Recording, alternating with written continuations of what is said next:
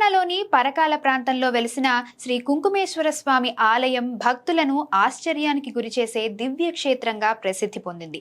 ఈ ఆలయంలోని శివలింగంపై భక్తులు రాత్రివేళ భక్తి శ్రద్ధలతో పసుపును సమర్పిస్తారు.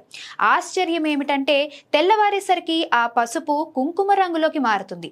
ఈ దృశ్యం చూసిన భక్తుల హృదయాల్లో అపారమైన భక్తి విశ్వాసం కలుగుతుంది. ఇది సాధారణ విషయం కాదని పార్వతీ పరమేశ్వరుల మహిమగా భక్తులు భావిస్తారు. కాకతీయుల కాలంలో నిర్మితమైన ఈ పురాతన దేవాలయం చరిత్రతో పాటు ఆధ్యాత్మిక శక్తిగా కూడా ప్రసిద్ధి చెందింది. ఇక్కడికి వచ్చే భక్తులు తమ కోరికలు చెప్పుకొని పసుపు సమర్పిస్తే అమ్మవారి కటాక్షంతో శుభ ఫలితాలు పొందుతారని నమ్మకం. ముఖ్యంగా మహిళలు ఈ క్షేత్రాన్ని అత్యంత భక్తితో దర్శించుకుంటారు. ఒకసారి ఈ ఆలయంలో జరిగే ఈ విశేషాన్ని కళ్ళారా చూస్తే స్వామివారి మహిమపై నమ్మకం మరింత బలపడుతుంది.